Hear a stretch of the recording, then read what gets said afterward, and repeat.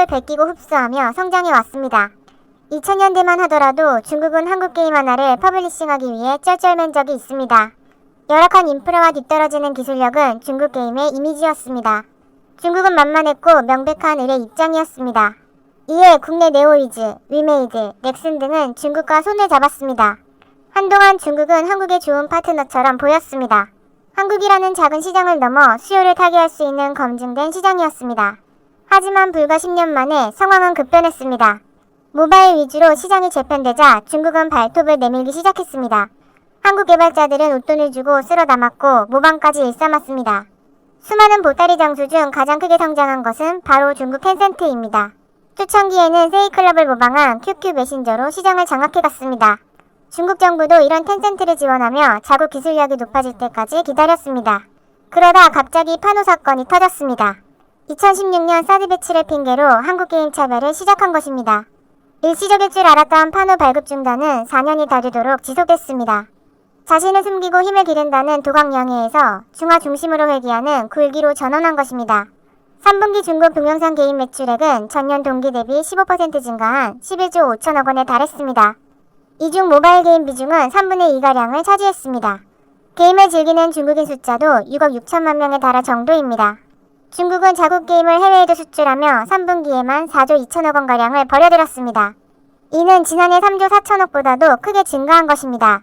작년 한 해 한국에서만 2조 원 가까운 게임 매출을 올리기도 했습니다. 하지만 올해 해외까지 장악하려던 텐센트에게 날벼락이 떨어졌습니다.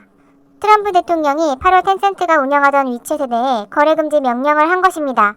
텐센트가 지분을 보유한 일부 게임사에도 자료 제출을 요구했습니다. 이런 제재는 행정부가 바뀌어도 이어질 것이라는 분석입니다. 그런데 중국이 진짜 떨고 있는 것은 13억 인도 시장에서의 퇴출입니다.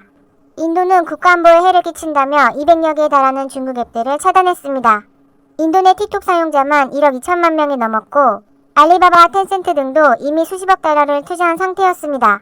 게다가 인도 스마트폰 시장에서 중국 업체 점유율은 무려 65%에 달했습니다. 중국 상무부는 시장 규칙에 위배된다며 강하게 반발했습니다. 그런데 인도가 중국 게임까지 차단하자 놀라운 사실이 밝혀졌습니다.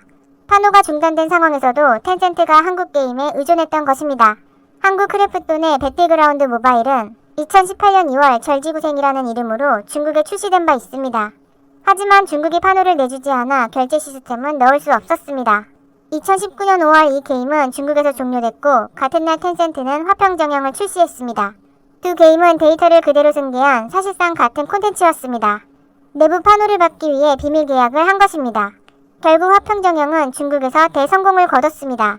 이로 인한 텐센트의 영업이익도 올해 급성장을 이어갔습니다. 텐센트 주가 또한 올해 들어 큰 폭 상승을 보였습니다. 비밀 계약을 맺었던 크래프톤 역시 3분기 영업이익이 지난해보다 464%나 급성장했습니다. 누적 모바일 매출 또한 지난해 37%에서 올해 80%까지 증가했습니다. 하지만 중국이나 인도에서도 한국 것이라는 말은 할 수 없었습니다. 해당 게임은 인도에서 월간 5천만 명이나 이용하는 가장 인기 있는 게임입니다.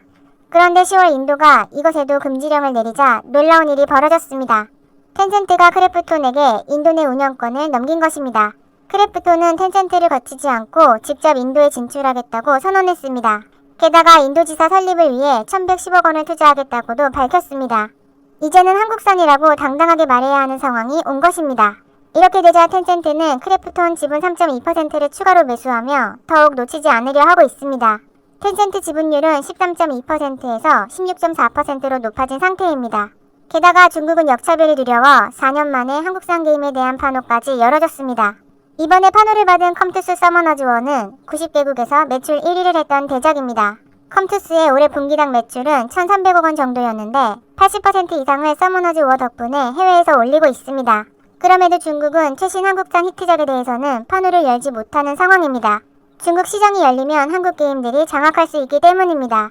한국 게임들이 비슷한 대만 시장을 장악하고 있는 것을 봐도 알 수 있습니다.